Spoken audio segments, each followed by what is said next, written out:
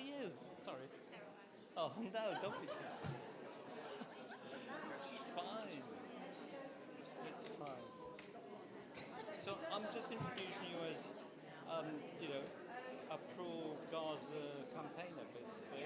I'm going to say that, this has been one of the most extraordinary things that we've seen in recent years in terms of political stuff in Thanet, the amounts of protests that have been through Thanet for Palestine, and that we've got, we're lucky enough to have someone from Thanet for Palestine here. Do you want me to mention that you've been arrested twice? I mentioned it. You were talking about it there. Yeah. Oh. Yeah, I've made notes because I can't retain anything. But That's all right. I'd like to steamroll through it. Whatever you want, don't worry. The important thing is that you're here because people need to know about this stuff, really. They need to know about the activism that's going on. And the more that we can tell people that it's happening, the more local people will wake up to it.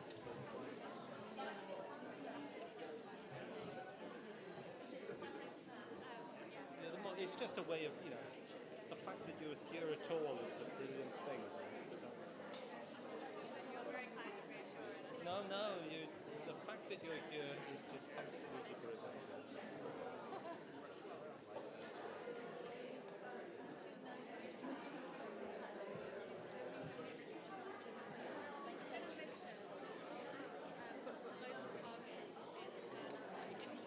Yeah.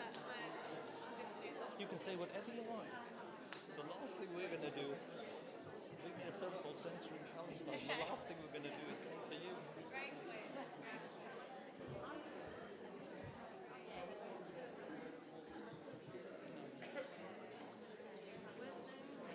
I don't know. She's coming from Folkestone, but she texted me not so long ago to say that she was coming. But she's not totally vital.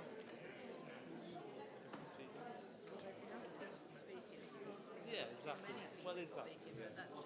Well, no. You were absolutely not the right person. No. The problem is always with these things is if you have somebody fall out and you haven't got many people, and then your people are disappointed.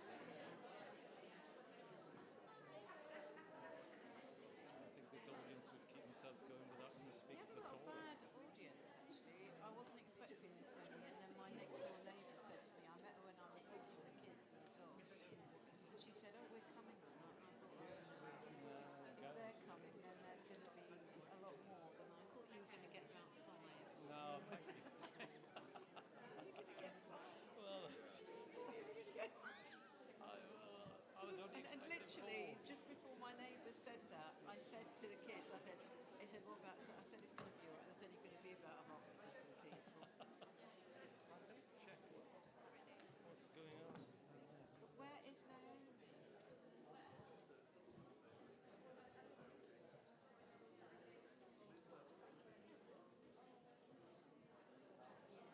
What's your mum say? Is that your brother? Oh, there.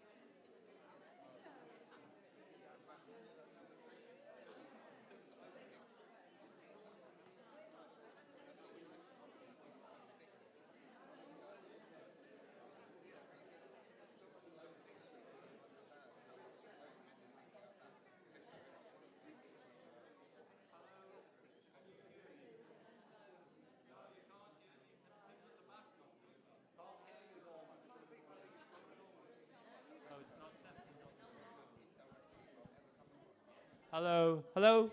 Here we are. Can you all hear me now? Is the sound loud and clear? Yep, over there, in the middle. Okay, well, that's good to know. We're a bit late starting, as it's been a bit kind of chaotic. Well, we're not going to. Let me just get to my notes, wherever they are. Right. So this is a meeting called by the newly formed Thanet Assembly, which has just been set up really to discuss the future of this area. Sorry, my finger's not working. Oh, yes, it is now. Okay, first of all, the housekeeping rules, the fire regulations. So I don't really know them, but Aram has told me what they are. And the fire exits are there, and there, and there, and over there. And that's the way to the toilets as well, over there. And the fire assembly point is across the road. There's no fire test is scheduled for today. So if there is a fire, if the fire alarm goes off, it's a real fire, not a joke, basically. So I think that's all the fire regulations. So yep, okay. And the toilets are, as I said, over there. And the meeting is due to end hopefully at 8:30. And that's basically, we will need to finish then. We have got Ken Loach here on a Zoom. Ken isn't very well, therefore he can't come in person, regretfully. But he has joined us by Zoom. You will see him on the screens around you. He can't hear us as well as we can hear him when he comes to speak. So, but he will indicate when he wants to speak by waving at me. Aram is going to ask me something. What? Yeah, the meeting is being recorded, so yes, anybody doesn't like their face to be shown. Yeah, if you'll tell us afterwards. But this is a live stream on YouTube. So it's on the Platform Films YouTube channel, and numbers of people who can't come in person are watching it live on YouTube. And Christine Tang, my partner, is going to be taking questions on text from people who are at home, and she will be reading them out to us from her position there, just there. So for anyone who wants to who wants to know what's going on when she reads out a question, it's because somebody's asked a question from the audience at home. Right. Right. So, one thing, hiring a place like this, which is a wonderful place to have a meeting, does cost us money. If you are able to make a donation towards the cost of hiring the hall, there are 2 buckets which will be taken round at some point in the meeting. So if you've got any cash, put it in the bucket. If you haven't got any cash, we do have Hillary here, who's just there, with a card reader, and she will take donations from any card that you happen to have. If you haven't got a card or you haven't got any cash, well, that's how it is. Okay, I would blame the cost of living crisis. Right, now we're going to go over to Christine for a word about the meeting arrangement. Yeah. Is this working? Yeah. I wanted to say a word about accessibility. We tried very hard to make the meeting as accessible as possible. This is the most accessible building I know in Thanet. It's got fantastic toilets for people who use wheels. It's got a flat entrance, and I can get in here, and I can actually get on the stage. And most places I've been to meetings, they've got steps up onto the stage, and it doesn't sound like much, but it's a big deal for anybody who's dependent on wheels. We're also trying to be inclusive by streaming online, and if people want to send in questions by text, then my telephone number is 07508 682817, and I'll try to put it on the YouTube channel as well. So we're trying very hard to be inclusive, and I think that has to be the way forward for any new political party, because the others have been absolute rubbish at it. And the founding documents of your party need a lot of work in terms of accessibility, because I think disabled people are only mentioned in brackets in one place where it says if you want to set up interest groups, for example, disabled or LGBTQ, etc., then you can. So I think it needs to be prioritised. So I think that's all I need to say about accessibility. It's fantastic to be actually on a platform on wheels, because I think that's quite new, really, for most meetings in Thanet. Thanks. Right. Thank you very much, Christine. Before we bring in our first speaker, let me say a few words of introduction. Christine and I came here to live from London about 34 years ago. We made educational films at that time, and we filmed what we saw. We found in Thanet a fantastically beautiful place, but we also found it had a lot of problems. Green spaces vanishing to make money for developers, far right-wing gangs marching, calling for refugees to go back where they came from. It was Kosovans in those days, back in those days. Closed down shops, poverty, people without jobs, without homes, without prospects. We showed our film in local cinemas, and it drew huge crowds. The discussions after the films were often more interesting to me than the films themselves. People around here have strong feelings about where they live and aren't afraid to air them. The big snag was that at the end of the film and the discussions, we'd highlighted the problem, but we were left with the question of what to do about them. The political establishment and existing political parties seemed to have no answers. There seemed to be nothing to be done. But now there is a new party, or movement as some people call it, promising to transform things. It was founded by MPs Jeremy Corbyn and Zara Sultana with the working title Your Party. It's had a bumpy start, to put it mildly, with reports of splits even before its founding conference, which is scheduled for late this November. For those that don't know, there's more about Your Party on its website, including documents about its constitution, core principles and so on, which are apparently all up for discussions. But what might this new party have to offer for us here in Thanet and East Kent? And more importantly, what do we want from it? What do we want it to do? That's going to be the theme of today's meeting. The first speaker is going to be the legendary filmmaker Ken Livingstone. Oh, I think... Not Ken Livingstone. It was going to be Ken Livingstone. No, it was never going to be Ken Livingstone. You cannot hear you. No, I know that poor old Ken can't hear me over there. So Ken Loach, but, you know, I'm sure he'd appreciate the joke. He is now going to explain what he wants from a new party of the left. Can you hear me all right?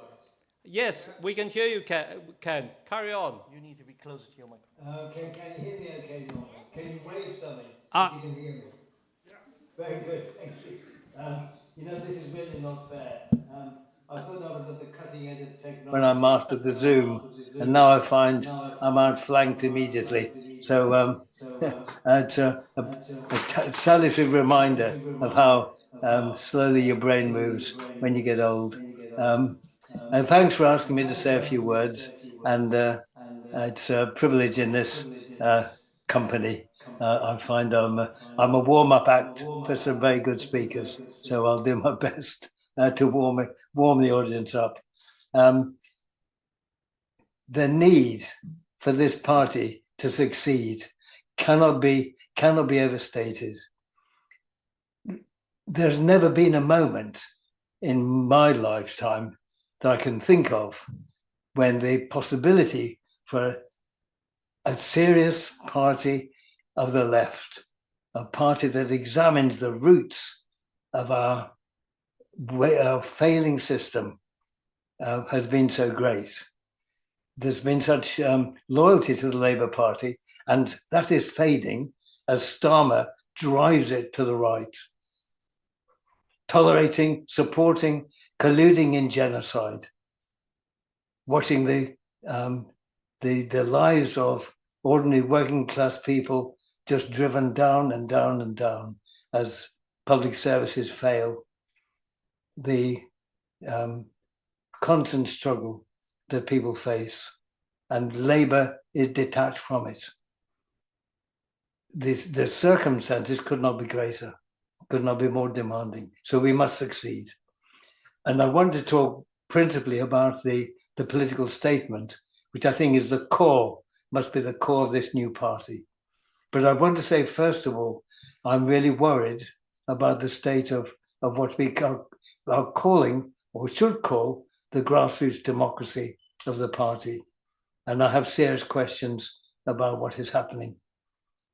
I want to know, for example, who is writing the official statements that come to the members? Who is writing them? There's no name. We don't know who they speak for, whose authority they have. Can we please know, put your names on next time. Who are you? Who is planning the national conference? Again, who are you? You've written a lot of documents. Please put your names to them. We want to know what happened to the bank account. Why did that take so long to sort out? Why is it still in a mess? Why could not the account just be carried on? It's perfectly legal. It had good trustees or whatever they were called. Why did it have to be changed? To some cynical old hacks like me, it looks like a power struggle. I hope it isn't. We need comradeship, we need friendship, we need trust, we need to work together. That's the party I want to see. It's the party I want to join. I don't want to join a party of factions. We need no factions, no cliques, no secrecy. Transparency is essential to democracy, and we're not having it. And we should not tolerate it. And that's my worry.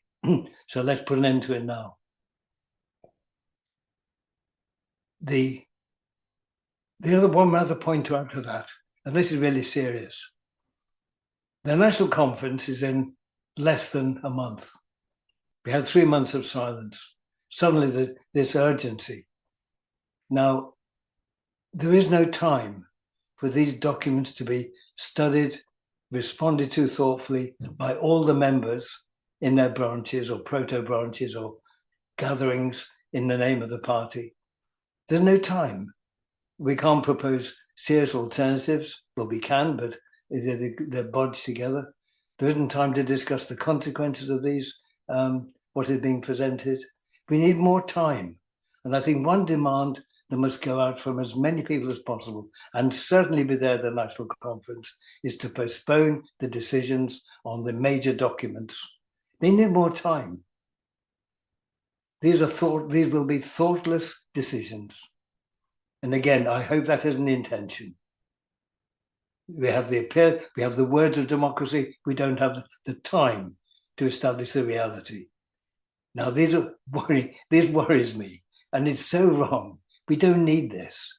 We don't need it. We have the time. We can work things out carefully. Every member can have a voice in their branch.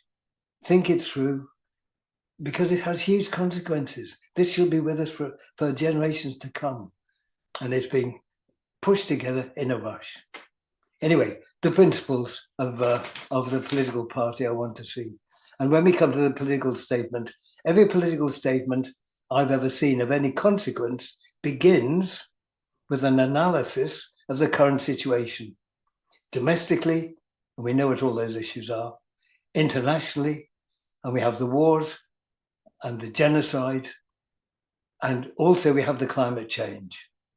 Huge issues, all of them, huge issues. I want to see a concise analysis. It doesn't have to be pages and pages long, just a concise analysis of the current situation, and I want to draw the common denominator of all those issues, because it's corporate power, the push for spheres of influence, the aggressive nature of foreign policies, that on the one hand has to drive down the cost of labour to ensure their profits, on the other hand has to push for spheres of influence, and on the other hand has to grab the raw material, the diverse resources. We have a common denominator, and that's what our principles and our politics should analyse and find and have a series of principles that will end that. So the first issue is the analysis. Second issue is the how to build a mass party. How are we going to build it? And again, I mean, for me, we start with the grassroots. And the party should be a call from the grassroots, not top down with anonymous people sending us documents. A call from the grassroots. And that is where the party should spring from. And then the third, the political principles. And if I've got time, Norman, can I very quickly run through them? I'll be as quick as possible. Sharp as Wednesday, quick as lightning for an old bloke. Right, 7 quick principles. First, an economy. There's an echo of the old clause 4 here. An economy that secures all who work should receive the full value of their labour, either directly through wages or indirectly through public services, and based on the common ownership of the means of production, distribution and exchange, with the most democratic system of control and administration that we can imagine. I mean, it's a little bit, few words longer than that, but that's the essence of it. Common ownership, democratic control, and nobody getting ripped off. Common ownership is the fundamental point. Secondly, the welfare state. What is the welfare state? It's where everyone has security so they can live lives of dignity and fulfillment, healthy lives. And it is from each according to their ability to each according to their need. So no one need worry for their disabilities, for their illnesses, for the things that make it impossible for them to work. But if you remember when we were kids wanted to join in. And the idea that people are lazy, don't want to contribute, it's nonsense. We need a society that captures that enthusiasm of kids, where everyone wants to join in, everyone wants to contribute. And in our society, that would be the expectation. And however you suffer from a disability, there will be something you're good at, something you can contribute, something they have a value, and everyone will be of value. And that's the essence of the welfare state, seems to me. The third principle is the protection of the environment. I mean, what could be greater? And to secure and protect the world's natural resources, and to secure and protect all the rich diversity of life. So I'm not putting that well, but it's the essence of our environmental policy, preservation of the whole richness of the species and everything that we have now. Fourth, and this again should be very clear and not contentious, and that is that everyone should have the protection of the universality of human rights and the protection of international law. And that's the essence of where we stand on questions of peace and everything. Everyone has that protection. Human rights, international law. And then related to that, the next principle I suggest, and this is innovative, and obviously people should discuss it, it's on your draft, but I think that we're to follow the lesson we have learned so strongly from Gaza. What's the point of international law if it has no teeth? What is the point? And the United Nations has been a kind of woeful bystander without the strength to carry through it what we know should happen. So this is the principle that I've written down, and there should be a democratic international organization, and with no state having the right of veto, I mean, it's time we stopped rewarding the victors from 1945. It's 80 years ago. What about the countries of Africa, Latin America, Indian subcontinent? A democratic international organization with a peacekeeping force and with its courts of justice to settle international disputes peacefully, and with a peacekeeping force that has the authority to which, and every state should contribute, has the authority to enforce the rule of law, and if necessary, intervene militarily to ensure that everyone is protected by the universality of human rights, and to end war crimes, because we cannot have the whole world seeing a massive, cruel injustice like the genocide we're watching and allow it to happen. That's not tolerance. That's what we learned from Gaza.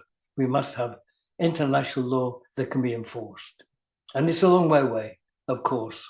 Of course, we know it's a long way away. But just imagine the UN ambassador from our country saying, we need to act to prevent this genocide happening.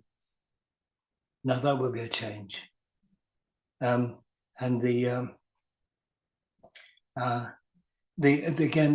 next principle will be opposition to all forms of discrimination and racism. Yes, and that includes the ideologies and movements that promote racial supremacists. Now, that can apply, of course, and for me it would, to Zionism. That would be in our principles, because they promote racial superiority in that part of the world. It could also apply with, obviously, white supremacists everywhere, but it's there, and it could be used, and it would have to be argued, but it could be used. But we could contain that dispute within our party, and it goes on to say, and the positive discrimination could be allowed when a disadvantaged group, to allow a disadvantaged group to reach parity with its peers. Now that would cover the trans debate, because those who support trans rights would say this allows for the disadvantaged group to be helped to attain equality of treatment, humane treatment. Those who oppose it could argue within that, well, those positive discrimination would discriminate against others. Well, that's a discussion to have, and we can contain it within the principle. But the principle is, if a seriously disadvantaged group suffers, then we can support their positive discrimination. And the last one is, I'm afraid, one that I think is particularly worries me and concerns me, and I think is about the better side of the world we want. And that is that sports, leisure time, and the arts should be accessible and available to all, to enjoy, to celebrate and contribute to, and because of coming to the arts, the great tradition, cultural heritage, diverse cultural heritage now, the music, the literature, the visual arts, theatre, and I have to say cinema, and that's the essence of the rich, healthy lives that we want to create, and to write it in as a principle. It's there. Reminded of the old saying, we want bread and roses too. And my God, we do. And it should be a principle. That's our entitlement. Sorry, I've spoken too long, but I think that's the essence of our politics contained in there. And if others agree, that'd be great. But I'd like to, if we can find a way of offering that up as an alternative to what is the political statement now. And I don't want to be critical, but I won't be. But Norman, thanks a lot, and I'm looking forward to hearing the other contributions, and I hope I haven't spoken too long. Thank you very much. Thank you. Thank you. Thank you.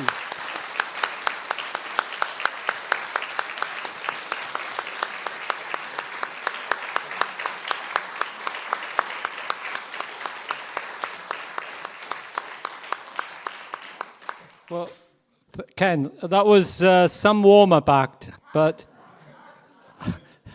it was okay. Thank you.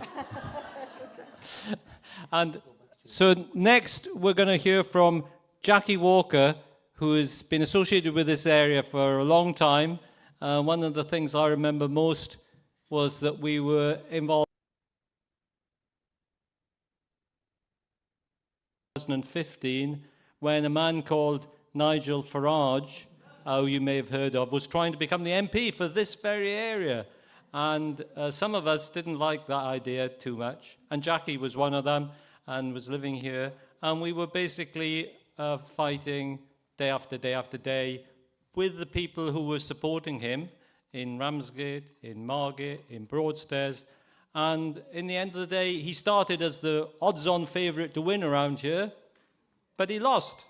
But anyway, I'm not going to speak any more for Jackie because Jackie's here. And Jackie, would you mind going up on the lectern to give us a talk? Right. Okay.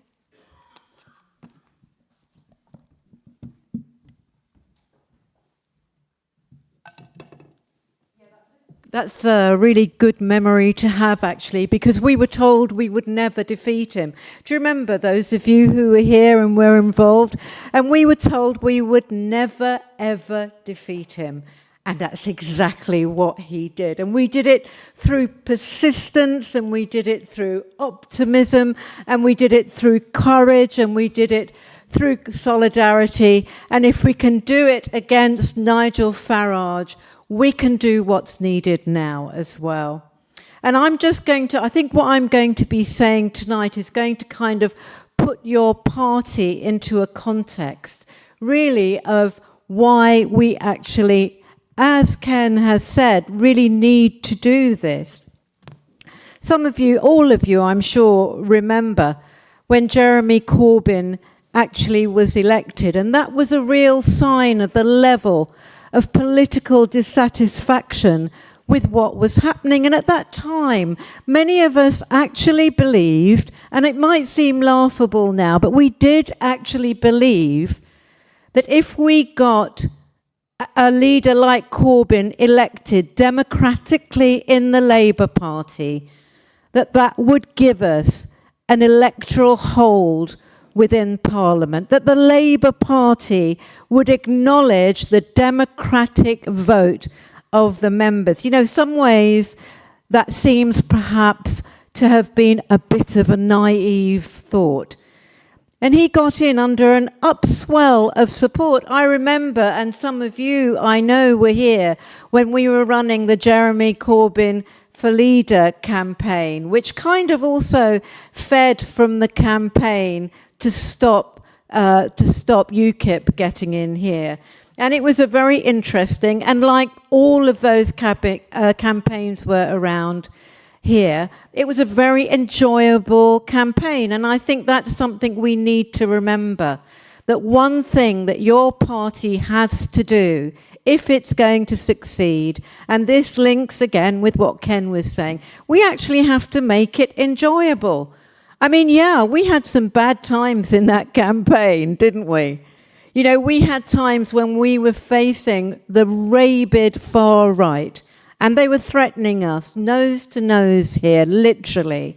But actually, we had some hilarious times dressing up as French waitresses outside the UKIP offices in Ramsgate and thwarting them by humour and persistence. Anyway, we got Jeremy Corbyn in, and I'm sure many of us remember that upswell of just joy and excitement that there was, and a feeling of empowerment. I was lucky enough to be in the hall when his election was actually announced. And I remember my partner said to me, just remember this moment, because this is the best it will be. And he was totally, absolutely right. Because what we were faced with after that was the anti-Semitism witch hunt, the witch hunt of the left. The witch hunt of the left, which has not just started there, but it continued there. In fact, it gained force.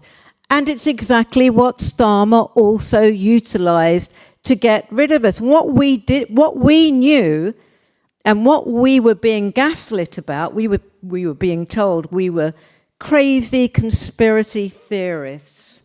Remember when we were telling people that there was organized lies and strategies being used against us, in particular by the Parliamentary Labour Party? Well, now, of course, it's all come out under that great beacon of democracy, Keir Starmer and Morgan McSweeney. We know that they organised a vehicle for actually taking power away from the members.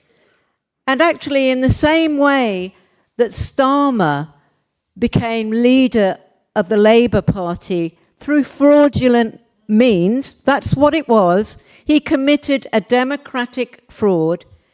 He also became Prime Minister of this country through a democratic fraud of the electorate. And that's very clear, the amount of promises which he broke. Now, of course, it's all beginning to unravel now in so many ways, and many of us knew it would. But what we also have, if anything, is a much harsher climate. We have the rise of the right nationally. Because when Farage did manage to push through his obviously now failed strategy of so-called wresting control away from Europe, what we've landed with is a worsened economy, worsens rights at home and abroad, fewer protections, and worse living standards. And I'm not opening that up for debate in particular, but whichever way you look at it, I don't think anybody can claim that the promises which were made by Farage actually have come through. But it doesn't matter with Farage, because he's as much of a charlatan as Trump is. So he's made a second promise to people.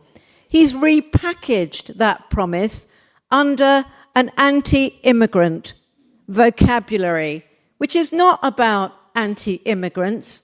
It's actually about anti-black people. It's actually anti-Muslims. It's against anti-minorities. And to be utterly truthful, it's anti the poor. Because who is bankrolling them? And not just by a few pence, but by millions and millions of pounds. Who is funding GP News? It's the billionaire class. The same class that has given us Trump, and the same class now that we're seeing trying to take possession of everything that as yet they still don't earn. And then internationally, we have the total breakdown of international law. We have the racist project of Zionism as it's acted out in reality in Israel. And we have the politics of Israel, the silencing of free speech, the oppression of minorities actually being used, not just in terms of legislation, but the technology of oppression is also being used against us. And so with the backing of Trump, we see the awfulness of the Israeli government making an official invite to the thug Tel Aviv Tommy Robinson, somebody who most politicians, all politicians, used to see for what he actually is. So this is not just working in a national, it's working in an international way. And we all know where that's leading us. Recently, 2 Asian women have been raped. I don't know how many of you have seen it. Violently raped, and it's being considered as racist rapes. Just think about that. 2 women of colour raped because of their colour. We have the Tory rising stars talking about sending people home who illegally have the right to be here. We have NHS workers having the highest rates of abuse. The nurses had a report today, and they were saying that they have never had so much racist abuse. My daughter works in hospitals, and she says exactly the same. And in Kent County Council,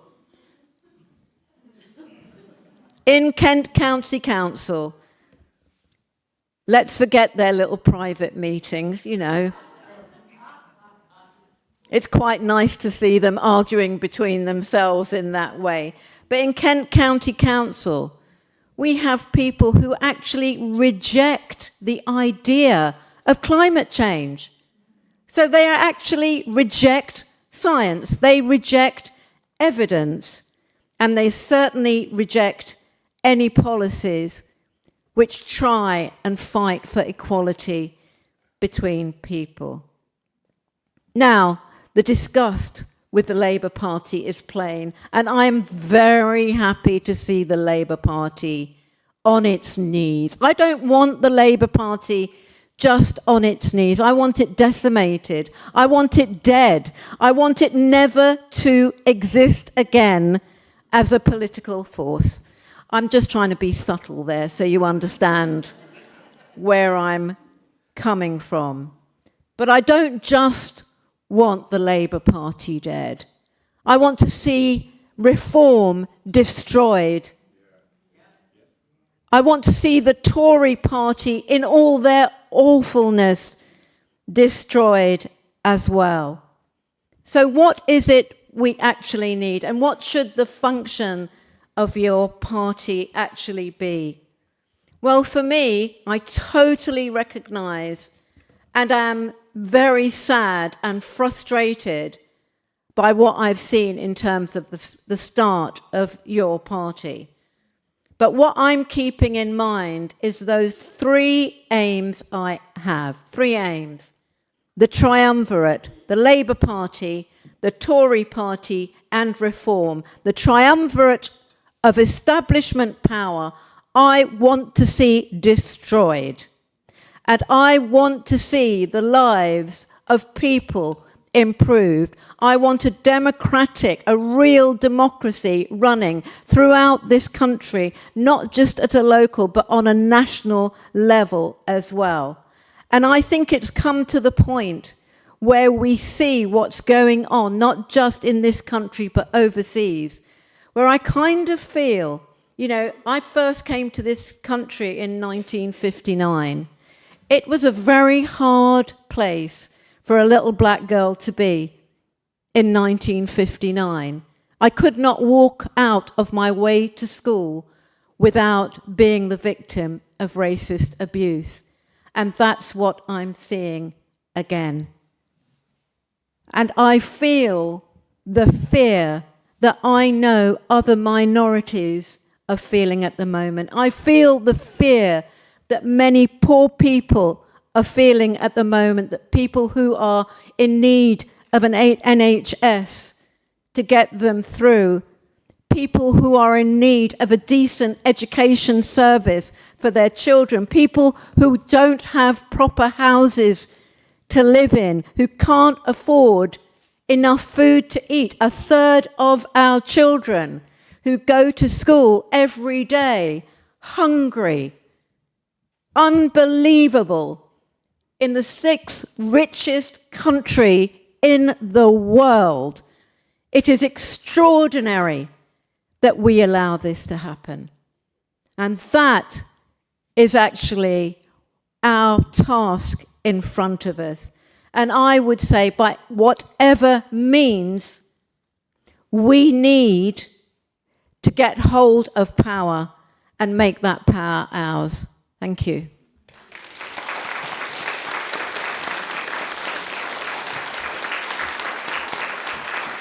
Hello. Thank you, Jackie. Thank you very much. The next speaker is Daisy Keynes. Hang on, yeah, in recent years, one of the most striking developments in local activism has been the coming of Thanet for Palestine. They're people who've been protesting time after time against the unimaginable slaughter going on in Gaza, and some even prepared to go to prison for this cause. One of them is Daisy Keynes, who is with us here today. Daisy, please, thank you.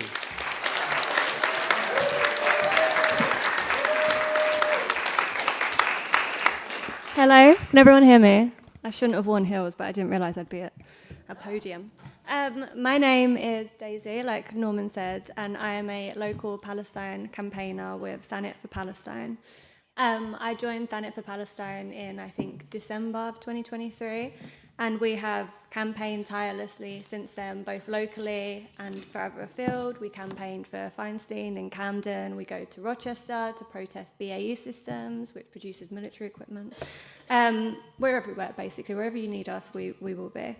But very locally, we've been targeting the Turner Contemporary and Instro Precision. Now, you might ask, why the Turner? The Turner plays as all cultural institutions do, it plays a very vital role in shaping the narratives in society. And the Turner have said sweet fuck all about Palestine, instead choosing to appease Zionist funders and backers and exercise utter cowardice. They work with Bloomberg Philanthropies, which is implicated in facilitating settlement infrastructure in the West Bank. The Turner have accepted a total of $220,000 from BP since 2022, and BP have donated a total of $80 million since the genocide began to Israel. So it's important for us that we target these cultural institutions and call out their complicity.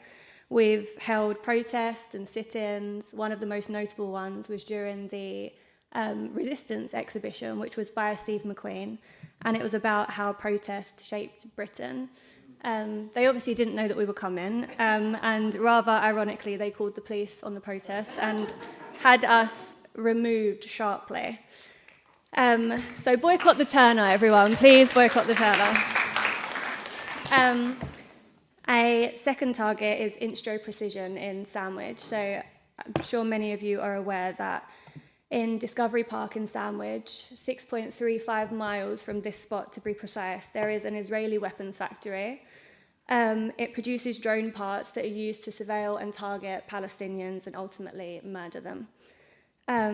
So the genocide of Palestine is made on our doorstep. It is a death factory on our doorstep. And we have picketed it. We go quite often. We'll be going again soon. I'll tell you exactly when at the end of all of this. But it's very, very important to us to highlight the local targets. And direct action groups have been doing that for ages already. Direct action groups like Palestine Action, which are my personal heroes, who have been targeting these death factories, and some of them have been shut down as a result. But sadly, Sandwich remains open and functioning and creating those Hermes drone parts. So now on to Palestine Action. Speaking of Palestine Action, I've been arrested twice in the past 7 weeks for participating in the Defend Our Juries action. So again, I'm sure most of you are aware, but Defend Our Juries have been holding actions ordinarily in Parliament Square in which people hold placards that say, "I oppose genocide, I support Palestine action."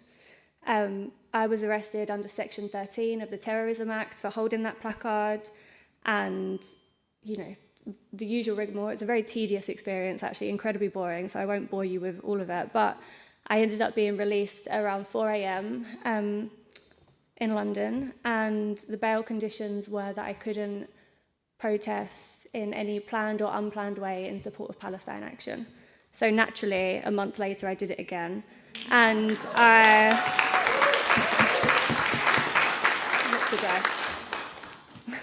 my lips are dry, sorry. And last month I went, and sorry, I should say that the first time I did it, there were about 900 people arrested. It was a really incredibly successful action, and it proved how completely farcical and unenforceable that law is. The prescription of Palestine action is. It's a complete abuse of power. And I did it again last month, and again I was arrested. But this time my bail conditions differed. They were not to partake in any protest of any kind, full stop. I said to my officer, like, that doesn't seem legal. Is that legal? And he said, yeah, it's legal. And I said, okay, I'm not sure about that. And I refused to sign it. It's more symbolic than anything. I don't think it actually means anything that I didn't sign it, but I just said, I'm not signing that. That's gorgeous news. I'm not signing that. And off I went. And I've obviously protested since then. One of the times was on Saturday. The fascists descended upon Connor's house in Canterbury, which is a house, it houses unaccompanied children who are having their asylum claims processed. And the fascists decided that that was a really great spot to target. So I was part of the counter demo, and naturally there are a lot of police present. There's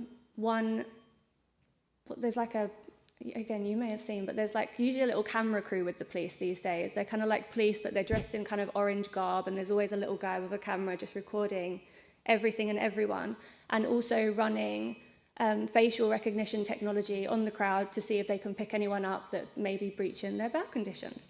And so an officer made a beeline for me and said, we've got reason to believe that you're Daisy Keynes and you're in breach of your bail conditions.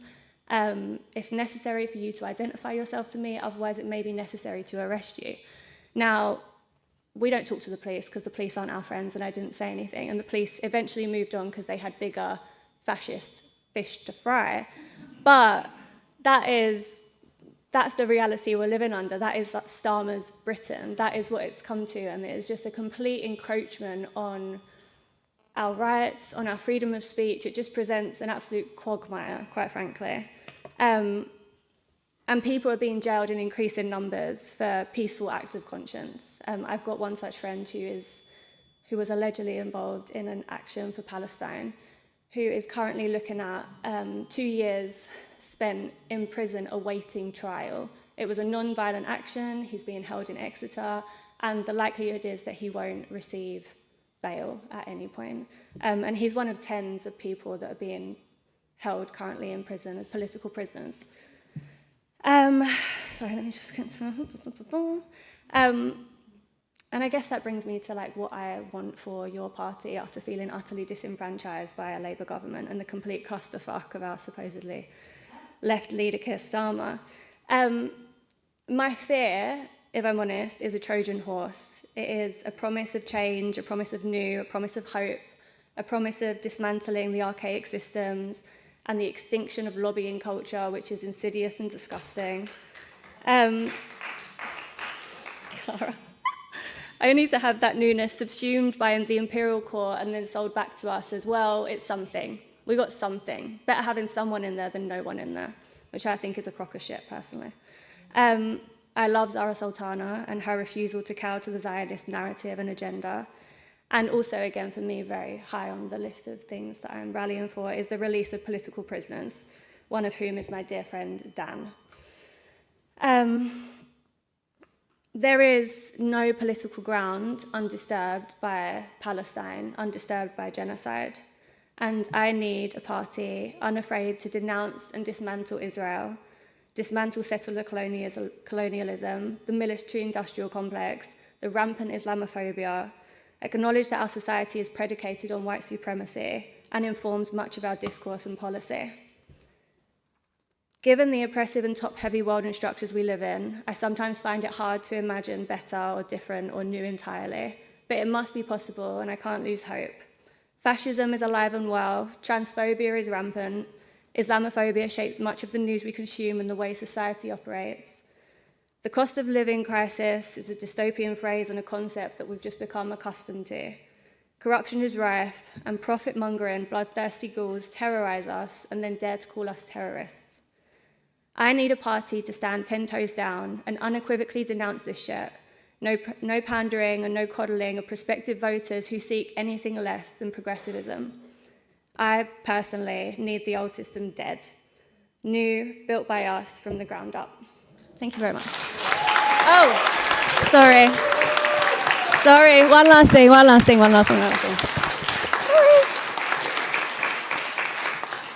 Sorry, one last thing, I won't keep you any longer. It is really important to basically shut down these death factories that are on our doorstep. And like I said, there is one a mere 6.35 miles away. Thanet for Palestine are having a public rally on the 5th of November from 12 till 2 p.m, where we are all collecting to say no to a death factory on our doorstep. So if you can be there, please join us. We often do convoys from Ramsgate, Broadstairs, Sandwich, Canterbury. So if you can join us, please do, and let's shut this shit down. Thank you very much.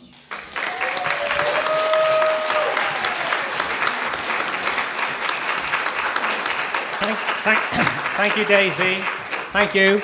Now we're going to be listening to Naomi Wimborne-Idrissi, and we are going to. She's somebody who's been very, very interested in the rise of your party, as well as being involved in lots of other things. But I'm not going to try to introduce her because she can introduce herself. Naomi, please.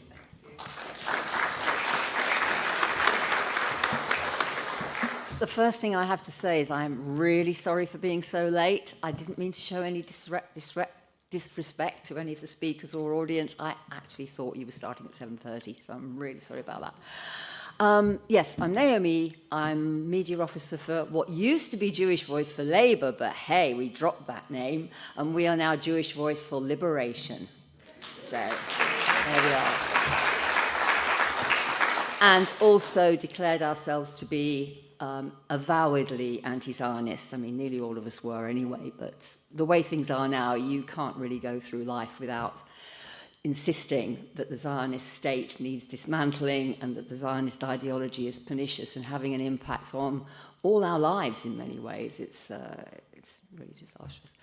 So what I thought I'd do today, because as Norman said, I have been involved with sort of the evolution of your party, is just look back at how we came to be where we are, because I can tell, I heard most of Jackie's speech, I'm glad to say, so I know you've had a rounded account of where we are in society and in fact in the world today and why a new party is required. And I no doubt that Ken has spoken at some length about what sort of policies he believes that this new party should have and what sort of character it should have as a democratic party.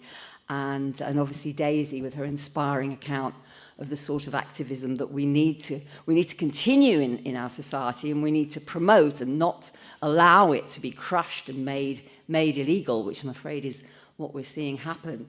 So I just thought I'd run through how we got where we are, because it may be that nobody else has spoken about this today.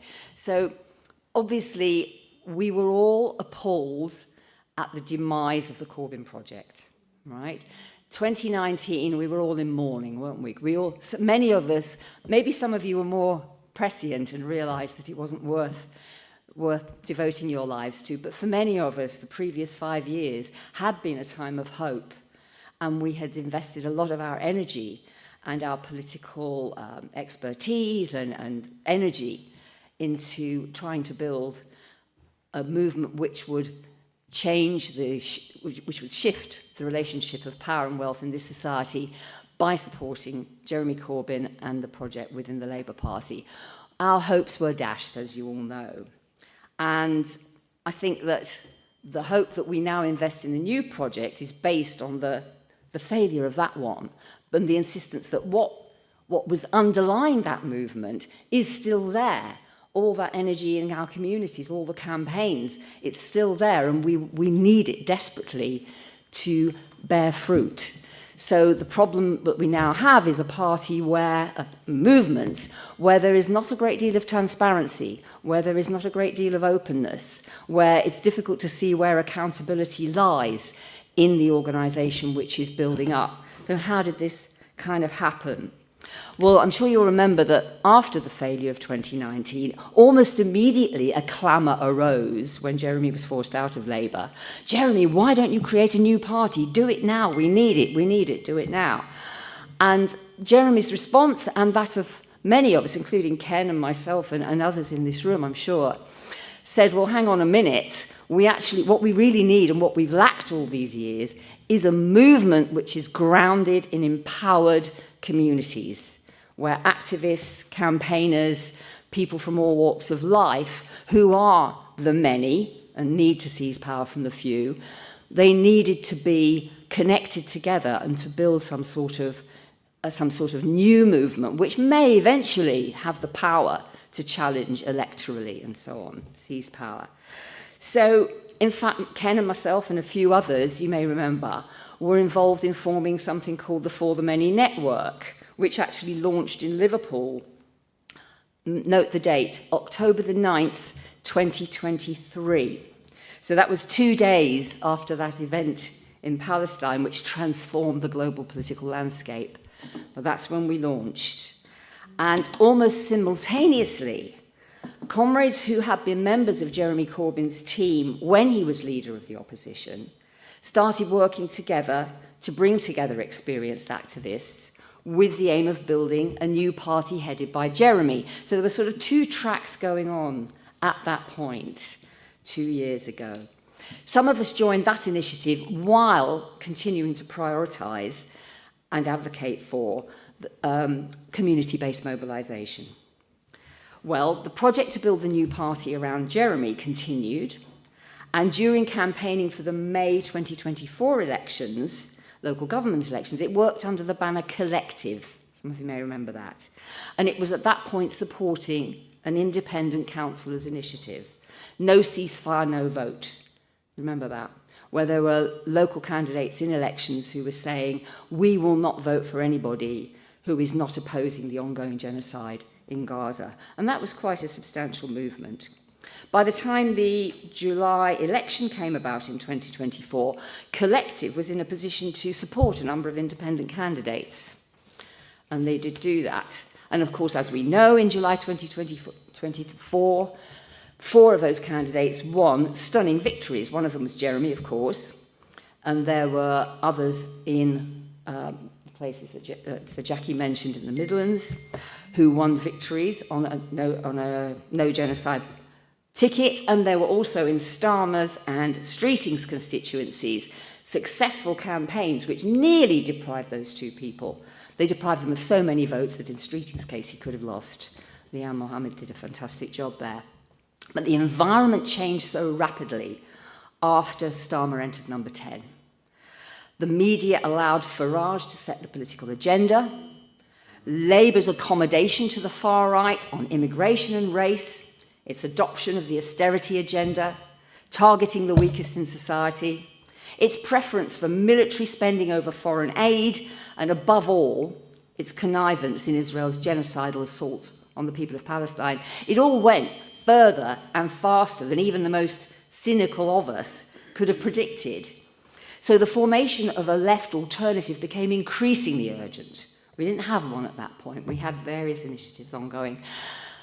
Should it be an electoral organisation, if that was what was needed? Did it have to have Jeremy as a leader? Was that the key feature of it? And if its goal was to be winning votes, how could it avoid becoming a sort of Labour Mark II, in which the members would be kind of election fodder, campaign fodder, if you like? So these questions were kind of discussed within the collective, but the answer given there was, yes, it had to be an electoral organisation, yes, it had to have Jeremy as its leader, and no, we don't want Labour Mark II, but we won't kind of address how we're going to avoid that happening. By the spring of 2025, there was palpable impatience in our movement. People were looking for answers and not getting them. They weren't getting any leadership. An initiative called We Demand Change popped up. They put out a statement called Turning the Tide on Despair. It was largely run by, I think, by the Socialist Workers' Party. People here may know more. But it began organising quite large gatherings with slogans like inspire action and build collective power. But nobody really talked about how or who, you know. It was all very airy-fairy. So by May of 2025, comrades working hard to build independent movements in our communities were feeling desperately in need of a national focus, asking themselves how local energy can be harnessed to form a democratic bottom-up movement. All this waiting around for pronouncements from on high just seemed incredibly unhealthy at that point. In early June, there were things going on within the collective, and it turned out after a couple of weeks that Jeremy Corbyn, had called together a number of significant individuals, we didn't know who they were, to make plans for launching a new party. Now, this all went on very secretively. Something called an organising committee was created, but membership of the organising committee and the nature of the discussions it was having were not revealed, even to members of this collective, which was supposed to be, you know, organising things from the ground up.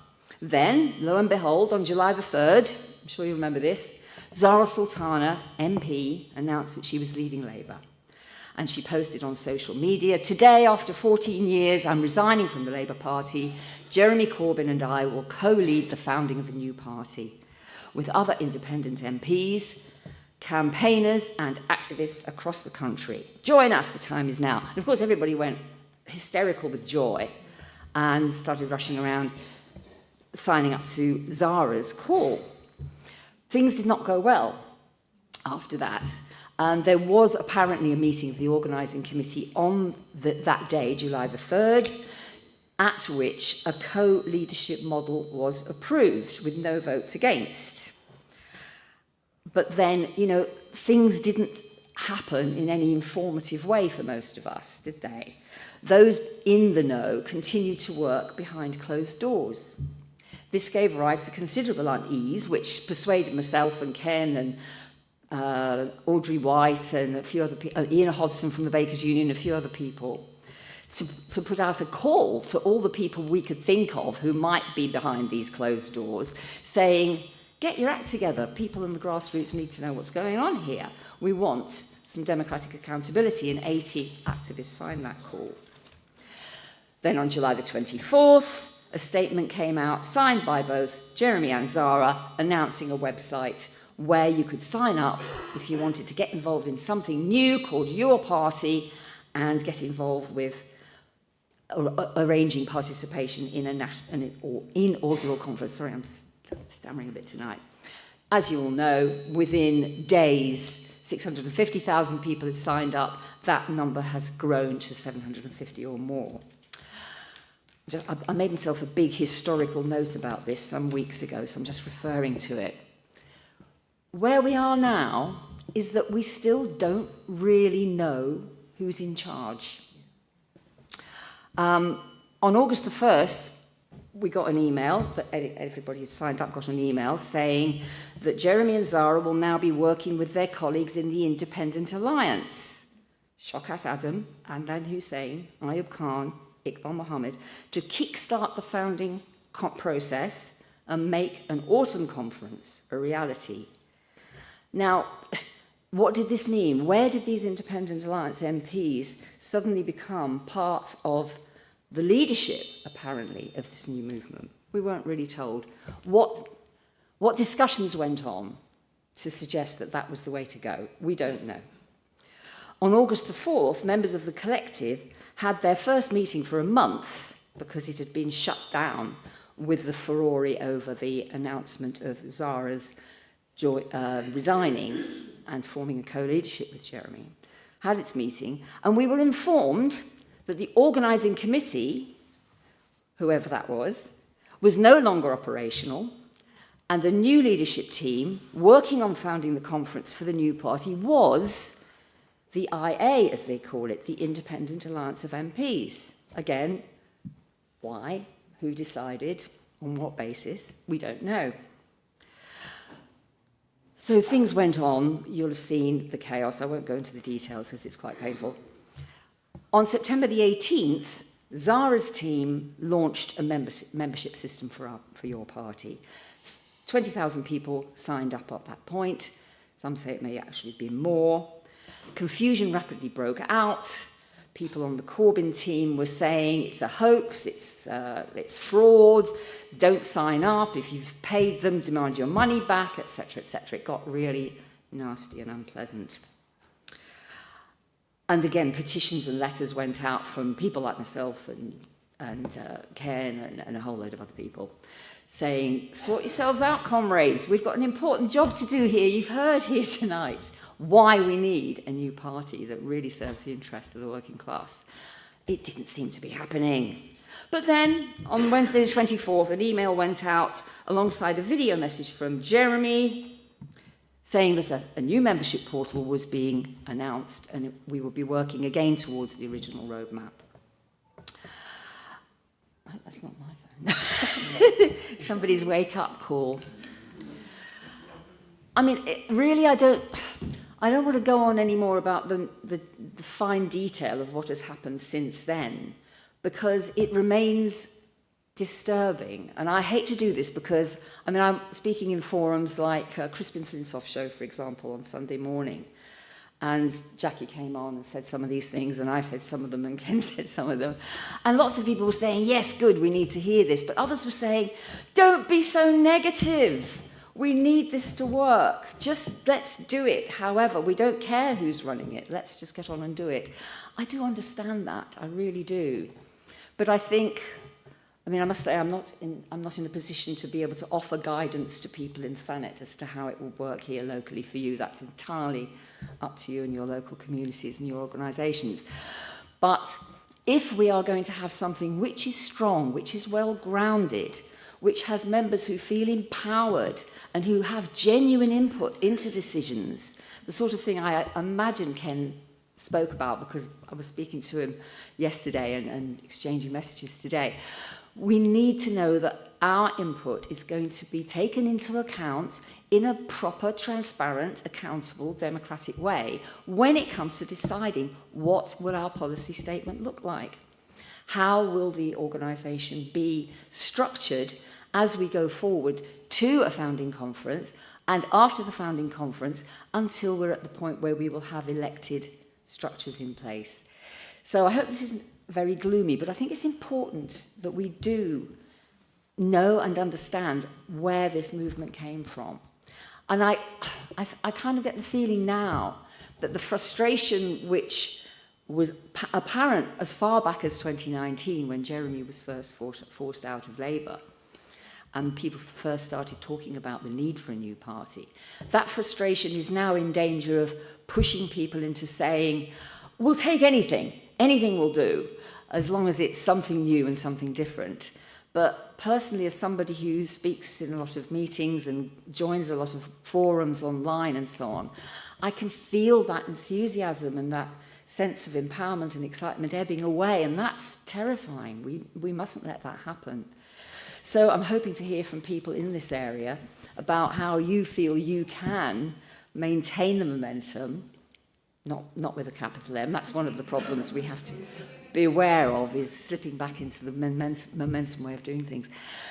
How can we keep on generating that enthusiasm and build a genuine movement from the bottom? And there are all sorts of ideas floating around. We have all sorts of left factions. My heart sinks when I hear that word, but they exist, and they will have good ideas to contribute to the party as it evolves. So how are we going to make sure that it's hard to say, isn't it? How are we going to make sure that the voice of the people who need this party to work is genuinely heard? And in an active way, not just come along to a meeting, tell us what you think, we'll put your ideas in a black box, and who knows what will happen to them then. So I don't expect cheers for that. You'll probably all boo me off the stage now. But I think I'll leave it at that because I want to hear the rest of this stuff.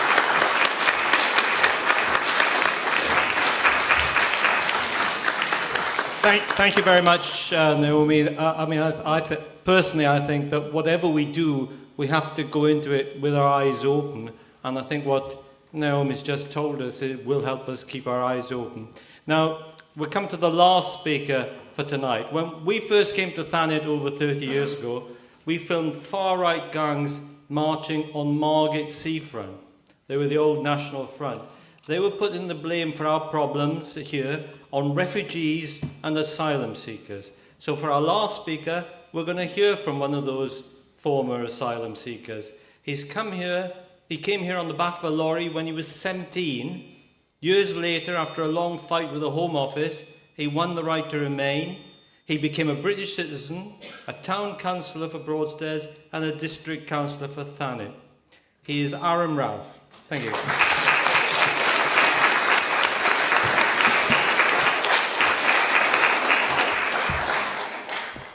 Good evening, and I'd like to say Assalamu alaikum. That's a sentence wherever I go to anywhere, if it's a church, if it's a mosque, if it's a synagogue, if it's a community place, to spread the peace. And I think we need it more than ever nowadays. Tonight I'm going to speak about immigration, and I'm not normally don't have even notes, but they told me you only got 5 minutes, so I thought I'll make sure I will write something down to not go over a time, but I may go. Anyway, I speak from my experience as a lived, as Norman said, lived experience as ex-asylum seeker, and also I worked for years as an interpreter, and currently I work with an organisation that called Sunfire Project, based in Dover, but I do go around the schools, community places, and church, synagogues, anywhere they want to hear a true stories and a truth about immigration. And I will say from here, for all those they want to hear, if any political party in UK, they want to be taken serious, they need to have a proper asylum system and put a stop into anyone who try to divide our community. You heard from Jackie. Thank you, Jackie. You saved me some of my notes, so I don't have, that give me some time back.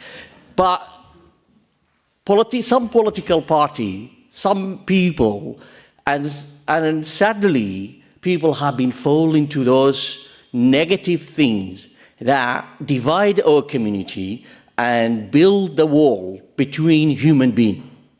Whoever comes to our door is a human, and our job is to humanize the people are seeking protection. I'm going to be a British in here, and I go back to bread and butter. Any political party want to talk about immigration, they need to go back to the basic. Tell the people what's an asylum seeker, what is a refugee, what is an immigrant. 3/4 of the people rub a flag around themselves and put a flag on a lamppost. They don't even know the difference between that 3 words.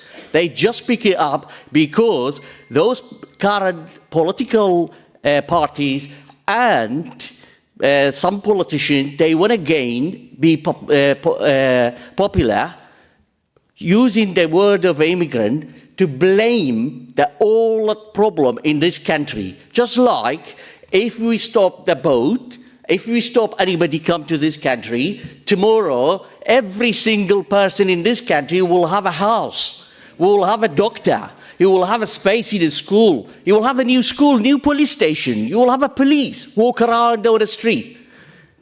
Let's tell you the truth. You had those things, and someone decided to sell it all to the foreign countries. The same people, they privatized those kind of things, and they told the people, come stand on this bus, we will bring you millions back if we come out of the EU. One of the word they said, they don't know, asylum seeker. Asylum seeker is a person that have to leave their home for a reason that it could be the person simply choose to who wish to be. that member of a queer community. That is banned in many countries. A basic human right. A person that some countries sold a bomb to them to destroy their country, and they leave to go to somewhere else to seek safety.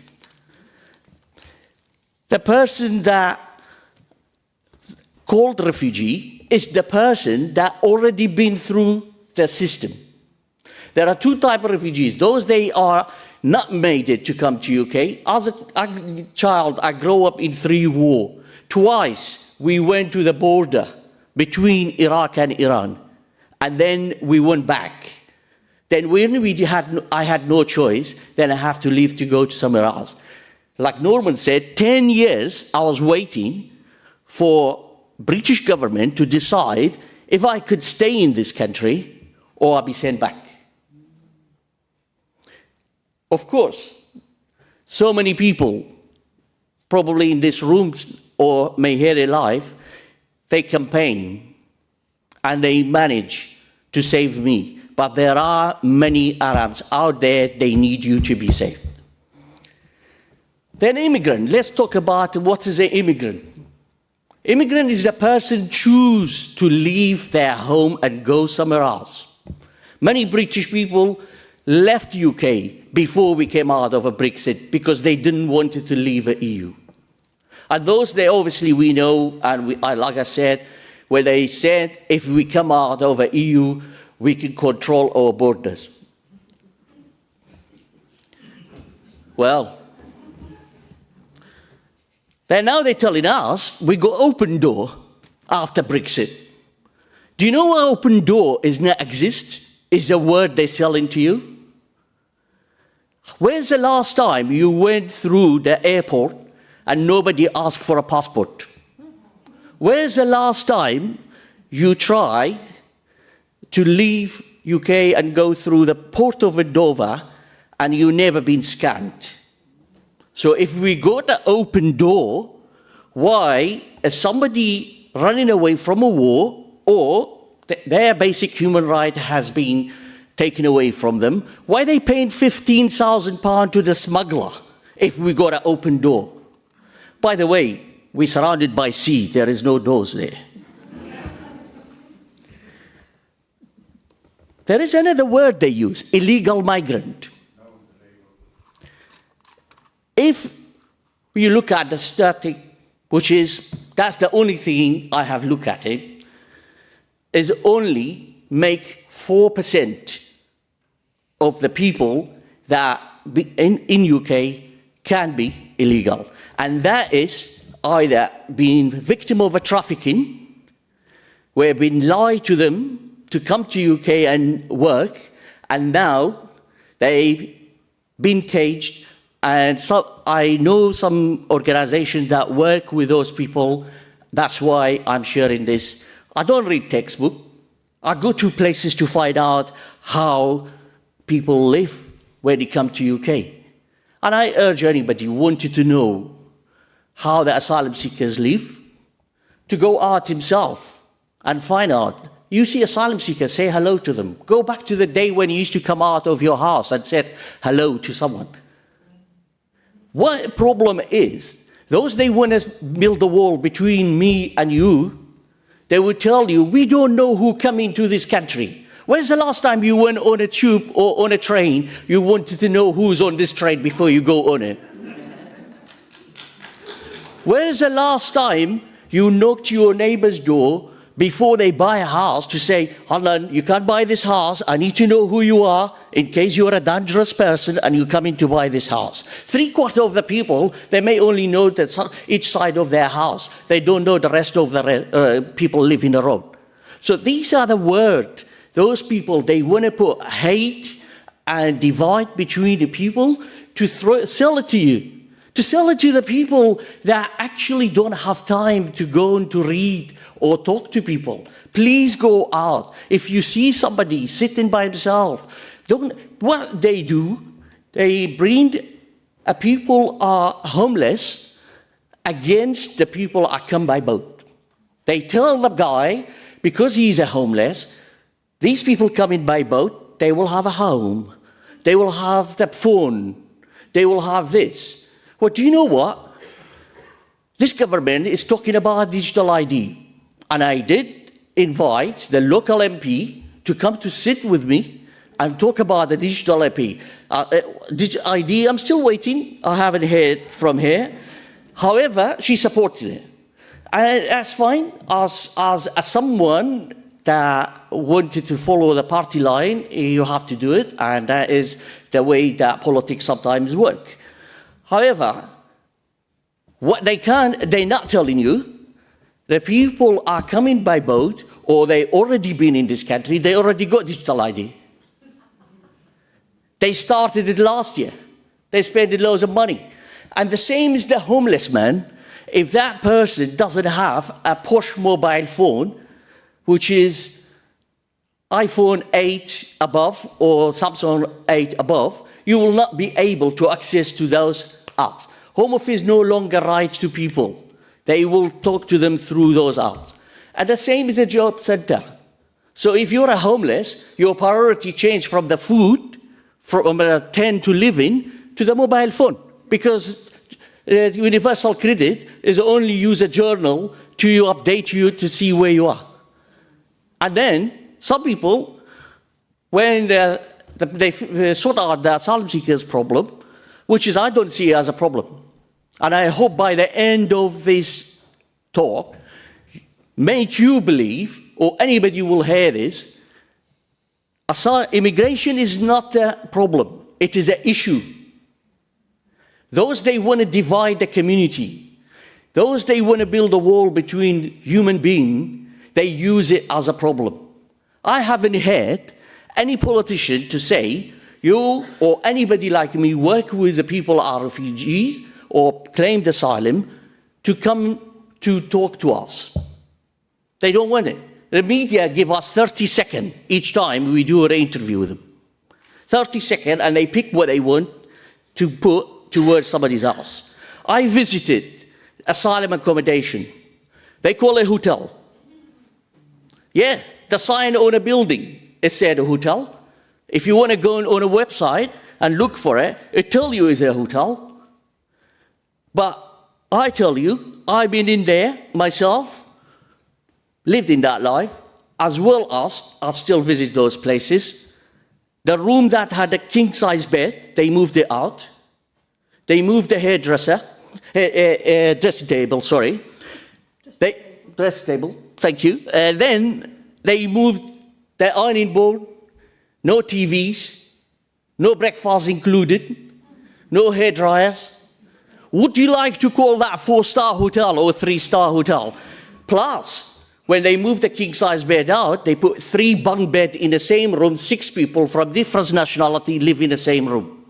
That's 3-star hotel? If you're paying for 3-star hotel, will you accept 6 people, 3 bunk beds in the same room? But they don't tell you that. Why? Because it's easy for me to stand in here to tell you the truth, but a person that want to win the election tomorrow, if he sort out that problem or the issues, then he have nothing else to talk about. Because he have no plan how he got us run the country. And I hope any political party wanted to do, get the vote over people, first thing is to talk openly about immigration, tell the truth, then to say how we want to sort it out. There is another things I want to talk about. The safe route, we will hear a lot about it. The safe route was for Iraqis that supported American army and the British government in the invasion of Iraq. There was a special safe route scheme for Syrian.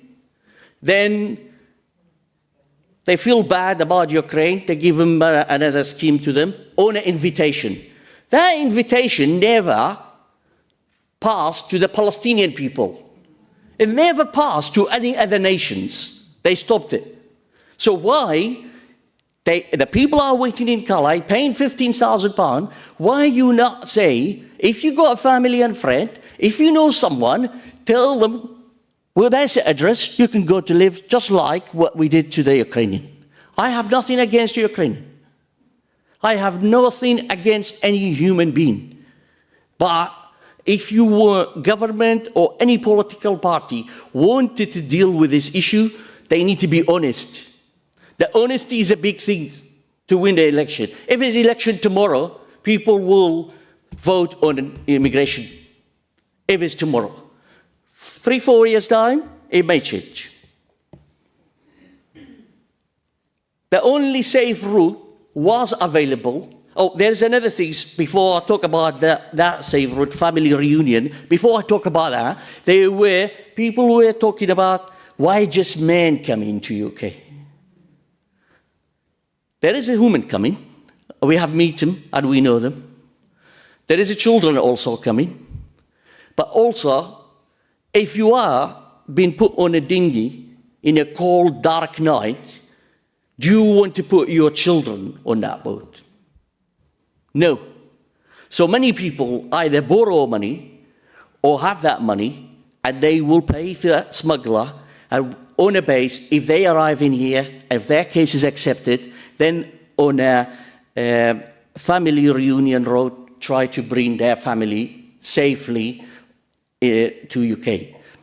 What this government done, they changed the legislation now. You need to earn at least £29,000. One of the legislation. How many people in this room, I don't want to ask you how many, but how many jobs are available for those people that maybe their English is not good enough, or maybe their skill is not up to standard to the British system? Can they get a job for a £29,000? That is one of the requirements now. Plus, their family, when they arrive in UK, they will have no access to the public funding. That's another thing no one talks about it. I haven't heard any of those putting a flag on a lamppost or wrapping around himself to tell us the family that come joining those people, they have no access to the public funding. However, the hotel and accommodation, it was set up by Tory. They're the one now, they tell in the hotel is full. We're paying so much money to the hotel.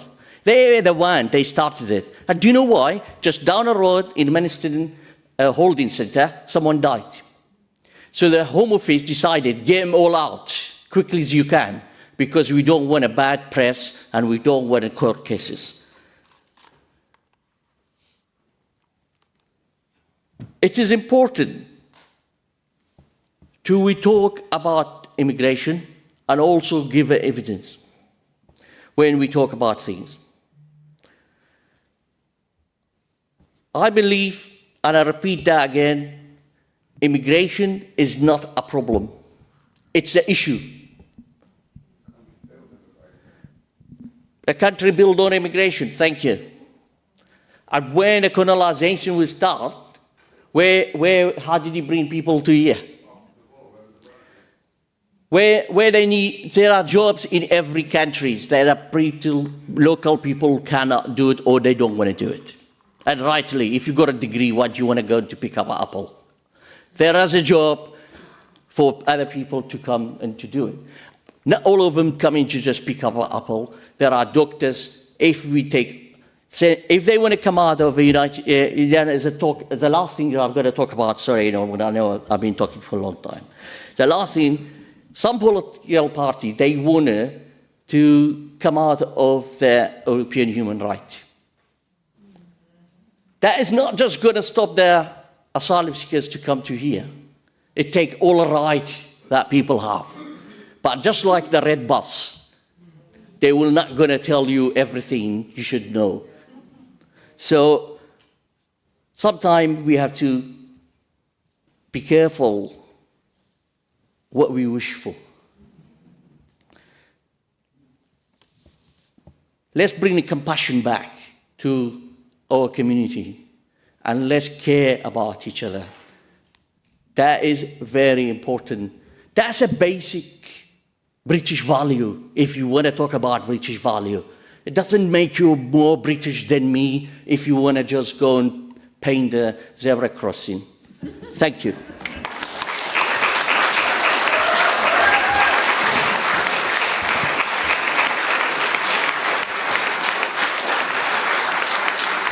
Hello. We've got a bit of time left for questions or comments.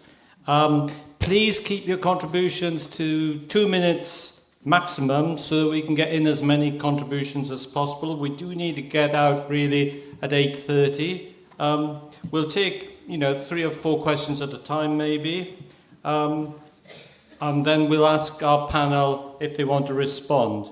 Oh, and Christine has got the questions and comments that have come in on the live stream. So the live stream, basically, we're seen by millions of people all over the world. Well, no, I don't suppose we are exactly. But potentially we could have been if they're all sharing a very big television screen. But anyway, yes, so Christine will come in with the questions. Do you want to come in first, Christine? Well, I will, yes, since I've got the microphone now. This is from around the world, actually. It's a question from someone watching in Amsterdam. Ken Loach has set out 7 strong principles for a political direction this new party can adopt. My question is for the panel, how can the voice of the grassroots be heard and form a continuous and integral part of such a justifiable political ambition? Now, how do you do it, basically, I suppose? Okay, we won't take that. We'll put that to the panel. But first of all, there was somebody with their hand up. Yep. Could you fire away, please? Oh, yeah, sorry. Wait for your microphone to come to you, yeah. Something that was raised quite a bit was with the inception of the party, sort of who's doing things, who's saying things, where's money. One of the biggest things that stopped Jeremy Corbyn in the last election was obviously funding and lobbying, mainly from AIPAC and Labour Friends of Israel. So we have to understand that there's probably huge amounts of money being directed at throwing us off discourse because there's billionaires' profits that depend on him not taking this. So we have to realise that we are grassroots people, but we are fighting money. So the likelihood is there is going to be infiltrators, people that are paid to disrupt, to create, discourse. Okay, all right. Any other questions or comments that people want to... Right, yes, this lady here, Jane? Hang on, wait for your microphone. Sorry, Graham. I just wanted to say about Naomi's presentation, that while she was giving it, I was realising that I think the major problem is that we look too much to a centralised party. There doesn't need to be that. When you say how are we going to communicate up to these people, well, shouldn't be any top. This is a grassroots party. I mean, I don't want to communicate with the top. I want to communicate with Audrey in Liverpool. I want to know the people in Nottingham who've got an assembly like this. We don't need to have a top. I mean, and electing a member of parliament could be and should be a local affair. We shouldn't have to depend on a national structure to be able to find somebody to represent us at Westminster. And if we want to know how to do it, we should ask the people in Liverpool or the people in Manchester or the people anywhere. We can get together and share our wisdom without having to rely on some superstructure. In fact, superstructures, as in good old Marxism, superstructures are usually non-productive. Thank you. Thank you. Thank you. Thank you very much. First of all, thank you very much for all of your talks. It's fantastic. Thank you for putting this all together. I wanted just to add some extra bits in regards to, just to give context, I work for a charity that supports asylum seekers and victims of modern-day slavery and human trafficking. So first of all, I wanted to say that those who are in the so-called asylum accommodation often will receive £9 per week. So just to fight against the rhetoric and the propaganda and the lies that is spread in the British media about this, to say it couldn't be further from the truth. But I just hope that for everyone in this room that we're all on the same page, that this is being spread to stop the resources of this country that should be shared with everyone who is here to be able to prosper and have a life of freedom and of dignity and to be able to live a life that they choose to do that doesn't harm anyone else, to be able to just be who they want to be. And there are people who have vested interests who don't care about any of that and basically just want to make sure that certain people have what they want and what they need, and others, well, who cares about the others? Thank you. Yes. Could we have the gentleman in the red shirt? Hello, thanks for that. Oh, God. So I haven't spoken in about 2 hours. I just wanted to say initially, my first ever vote was in 2015 to keep Nigel Farage out. And I have never voted for anything that's ever been electorally successful since. I'm just coming to the end of a PhD in political psychology at Bournemouth University. And I worked with a documentary on the Bibby Stockholm outside of Portland. And one of the questions I kind of get asked by a lot of politics students is, it's quite a sad question really, they sort of say, is it true? Back then, you old man, with the initial sort of rise with Corbyn's Labour Party and the rallies that would go on, was there real hope for young people, they'd say. And I said, yeah, there was, it's true. And I guess my question really is, how can you foster that sense of hope in young people? Because I think a lot of politics at the minute is directed towards young people is from the right and from the far right. How do you, I guess, exist in those spaces that young people are? I suppose, if there's a strategy, is there a plan? What do you think is the best course of action for that? That's all. Okay, we'll go back to the panel in a minute. Can I just say, if it's possible if you feel like giving a donation for the hiring of the room, there is a bucket, but behind you, there's another bucket somewhere. I don't know. Maybe somebody's run off with that one. I don't know. But also there is a card reader with Hillary there. So if you need to use a card, then Hillary's got a card reader. So please do give a donation, because if you can, because these things aren't cheap. But we'll take those questions now, and if Ken can hear me, then he can also come in. But I don't know how easy it's been for him to hear the contributions, because he's not... Huh? You think he's froze? Oh, well...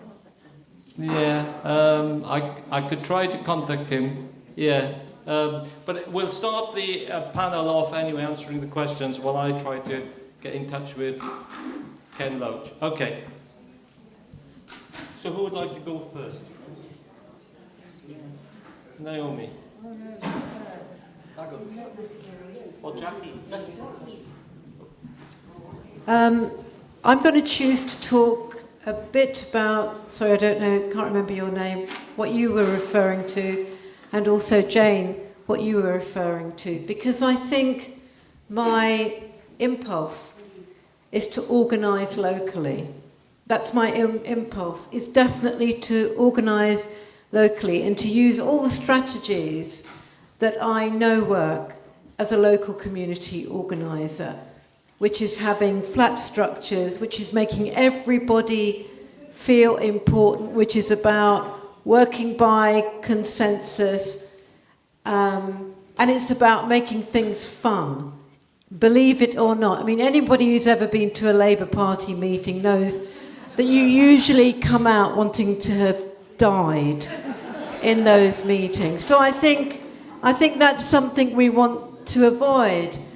But the problem is, when you're working against an establishment media and GB News and a very popularist right wing that appears very flashy and very effective and very macho, it's very hard to grab that attention.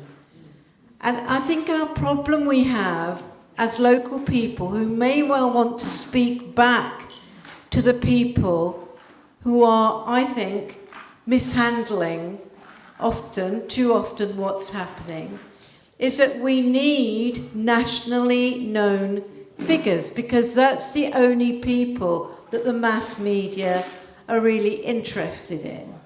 And I think, unfortunately, or fortunately, the only way you do that is by hard work locally. It really is, by using those strategies that we used against Farage, that we used to get Jeremy elected. I mean, Jeremy wasn't elected. I mean, I want people to remember this. When Jeremy came on the scene, very few outside of people like us, who I'd worked with Jeremy, a number of us had, who were here for years before, but he was basically unknown as an MP. And we mustn't forget that. It's very, it's very easy to see him, to see Zara Sultana as very kind of iconic figures. But we can work on a community level, but it takes huge amounts of effort, huge amounts of creativity, lots of music, lots of arts, lots of having fun. That's what it takes.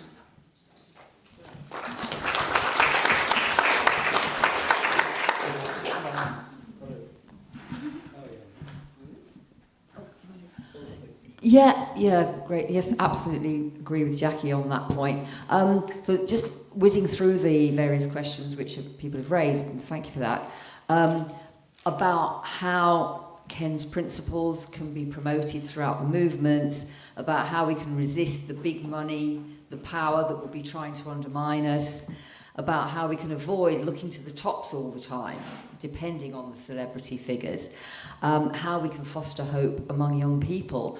And I think the answer is, really Jackie said it, but let's expand on it a little bit, is doing it for ourselves. And there is networking going on, I'm happy to say. There's quite a vibrant group of people who call themselves Your Party Connections, and they've been holding online sort of sessions where people can grab hold of those documents that we were talking about earlier and have a look at them, go through them line by line, which bits are good, which bits are bad. Let's make a noise about the things that we think are important here.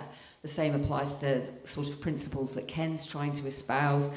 So we can build our networks, we can do that, and we can certainly try and make it fun and exciting. I mean, I think it's nice to have meetings like this, but I hope that you will also have meetings in Thanet, in this area, where people can sit down together in small groups and talk about the issues that are important to you, how you want your party in your area to be built, and so how are you going to relate to the Greens, for example? Is that something you're going to have to consider? It probably is. What about these important principled issues, which Zara has been really strong on, anti-Zionism, trans rights and so on? I'm sure everybody in this room is 100% behind her on that, but how on earth are we going to persuade the kind of people who we need to join the party, who aren't anywhere near understanding those issues yet? How are we going to work with them? So the party will have to work out how it presents policies, how it educates, how it creates milieus in which people can come together and learn together, and obviously fight for things together. If you're on a pro-Palestine demo with lots of other people, you get to know them and you get to learn from each other. If you're defending a local hospital or trying to shut down an Israeli arms factory or supporting a refugee hostel or something, you learn together. So there's lots of things we can do and be creative about it. So I hope my contribution earlier wasn't a complete downer, but there is a way forward. Thank you, Naomi. Is anyone else wants to say anything to that? Yes, Aram's a good response. But before you do, Aram, I'm just going to check. Ken, can you hear us now? Yeah. I can hear a coughing. Oh, that's a different person. Okay, he probably isn't. He's trying to do something to get through. But anyway, let's take Aram and see if he's got through. Thank you for mentioning the £9.50, that someone seeking protection, a human seeking protection, asylum seeker that get. Do you know what? Also, most of accommodation now changed to microwave meal. They don't even cook for them anymore. There's also the mobile phone I'm mentioning, and most of it are donated by people or charities that are trying to help and get that to the people. No one been given out by government or immigration, mobile phone, and in fact when they leave the holding center, they come out with the slippers. Many charities, they go around to collect shoes for them and clothes because they all in the same pyjama suit. When we came out on those boats, they're wet and there is nowhere to wash those clothes or dry them out. I'd like to also mention there is a solution because you mentioned that BB Stoke and government after a government also spend so much money on Rwanda, paying money to other countries, France. Now they're talking about, they paid some money to deal, they did the deal with Albania, but that didn't go through, and now they're talking about Kosovo. So they're moving from a country to another country. Do you know what? I'll give them one solution. Save all that money, set up somewhere outside UK, so people can go to there and apply for asylum before they come to UK. You don't need a hotel. You don't need, and you will have somewhere to send people back to if they have to be sent back. You don't have to do a deal with every single country and give them money. And again, like I said, because of a Brexit, you can't even send people back to the EU country. Where before Brexit, if somebody came from safe country, a third safe country, if their fingerprint would come up, you could do a deal with that country and send them back. But those they sold the Brexit to us, they lied. Okay. Thank you, Aaron. Do you want to say anything? So back to Daisy. I don't know if this really speaks to any point, but I was just thinking about it as these guys were talking.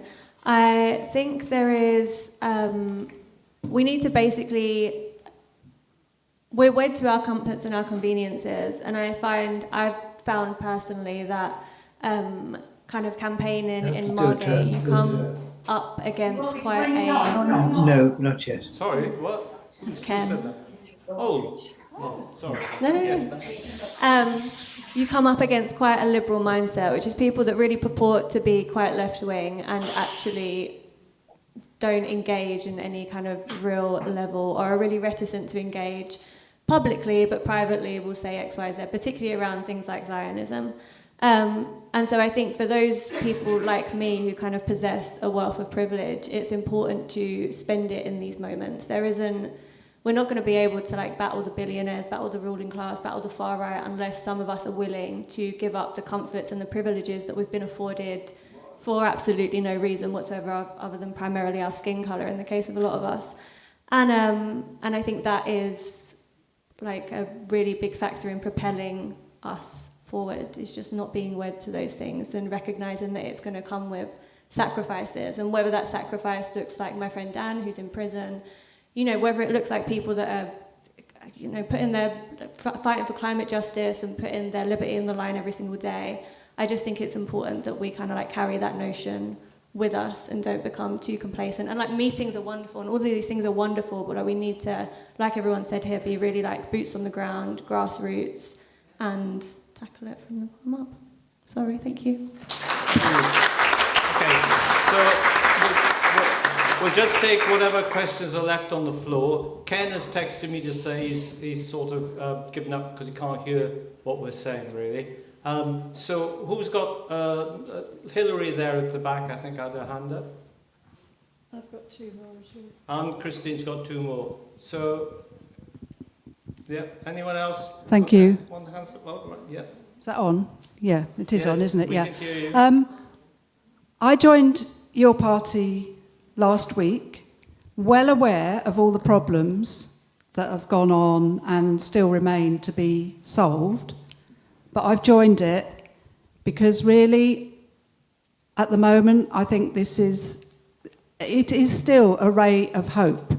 If we don't make this work, or don't give it a try to make it work, the next election, we're going to end up with Farage as our Prime Minister.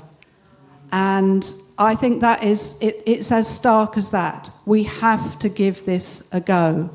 But So I joined your party, but that's not all I'm doing. I've spent the last 2 years, I've been on every National Palestine demo, bar one when I think I was ill.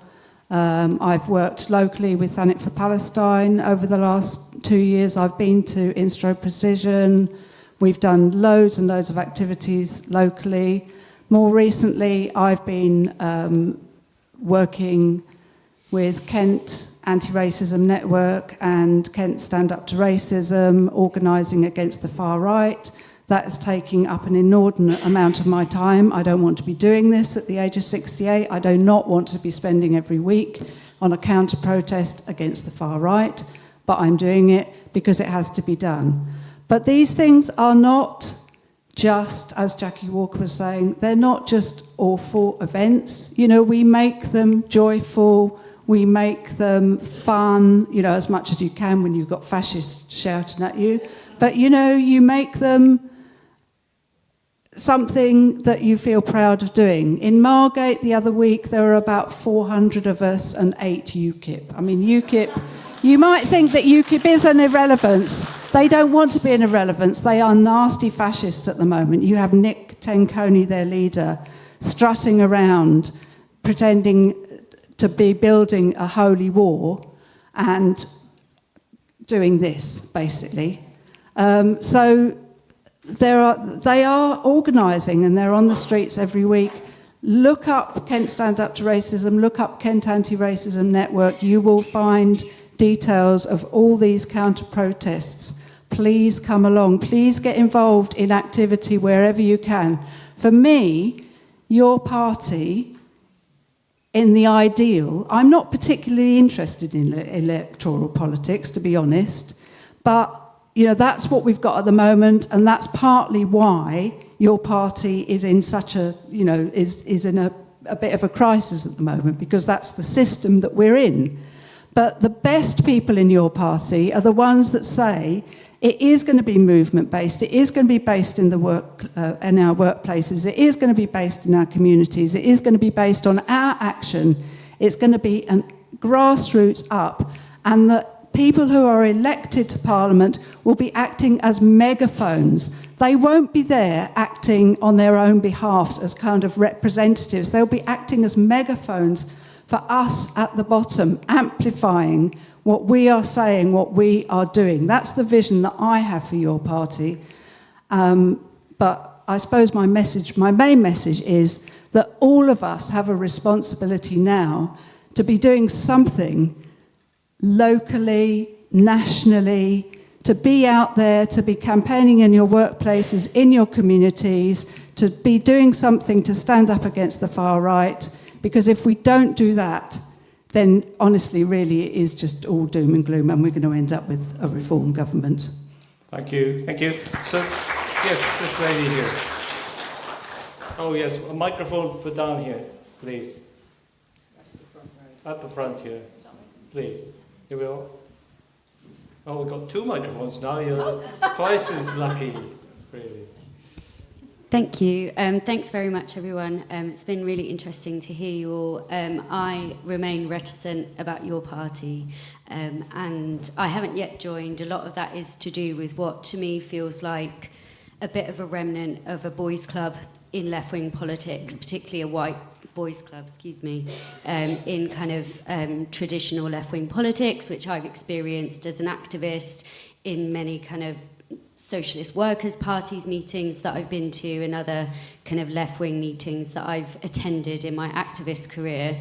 And I just wondered from a local level, if I kind of look around the room at the people in the meeting today, about how do we ensure that we're not replicating those systems in our own local organising, and how do we, as people that are trying to promote your party and influence the outcomes of whatever the conference in November brings, how do we support ourselves to be the most diverse group as possible locally, in order that we make sure that whatever we're contributing at a local level is actually reflective of is a reflection of the diverse society, cultures, races, as Christine said earlier, abilities, all of those, sexual preferences, all of those different orientations, and how do we at a local level make sure that we are diverse enough that whatever we put forward is sufficiently representative of all of those different groups and also isn't just a replication of previous versions of what we've seen before.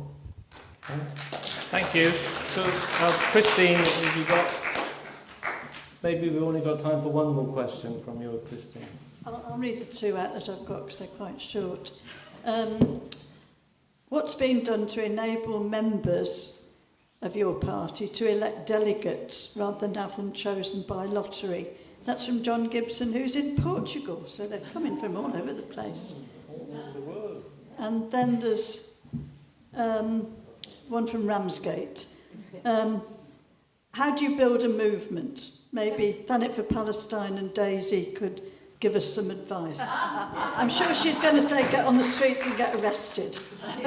Okay, so from Portugal and even further away from Ramsgate. Okay, so who would like to take those questions? Be the local folks for those questions.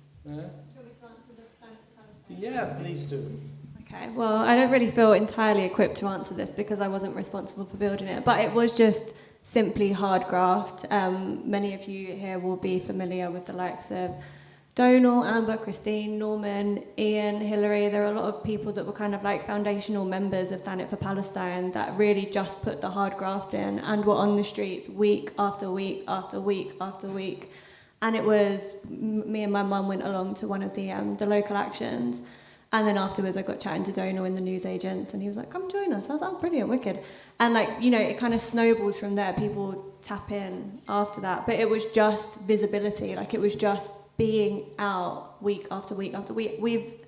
For about 2 years now, we've had actions almost every single week locally. And if not locally, we're involved in groups in London, Seeds of Gaza, healthcare workers for Palestine.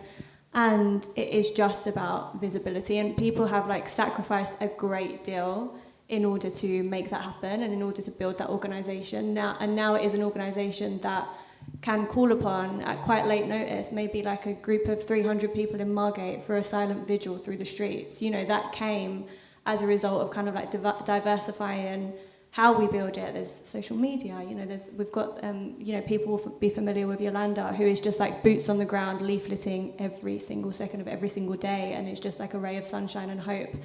And I think like that I can't really answer it beyond it is kind of relentless work, and it is often thankless work, you know, and it's that's the nature of it, but it's like incredibly worthwhile. And I personally have never felt more alive or imbued with like a sense of meaning and purpose as I have done being part of that organisation in particular, but just being an activist and a campaigner, full stop. So that is what I would say to that.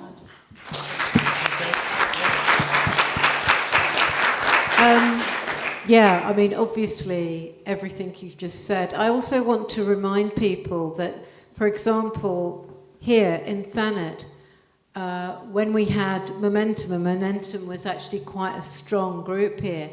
And those of you may not remember or not quite know, but we kept on getting directives from the headquarters in Momentum, and we just ignored them. That's what you do.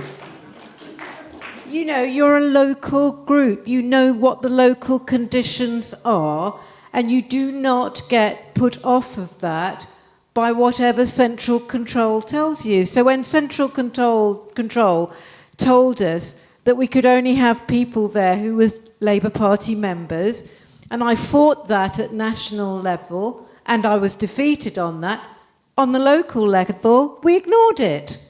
And that's what you do. You build up your identity as a local group, and you take the advantages that you can from the national organisation, and the things that you don't want, that don't suit. You know, I also remember, for example, when we were running the anti-Farage campaign, and we had a national organisation come down and tried to get us to use their leaflets, which were totally inappropriate for the area, and tried to tell us how to do it. We binned them. We just binned them. Because you have the power. You're the local organisation, and that's what you do. So you take from the national organisation what is useful to you, and as for the rest, you maintain your independence. And what are they going to do to you? I mean, really. Hello. We're going to be one last attempt to ask if Ken can speak. And I've just texted him because he's getting problems. So I've texted him saying speak. He probably can't hear what we've been saying. Yeah. Here he comes. Okay. Well, now. Yeah. So what am I going to do? Put all this back? We'll just put mine back in.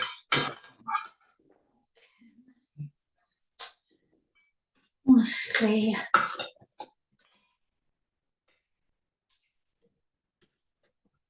think it's silly because you don't know what's been said before. Yeah.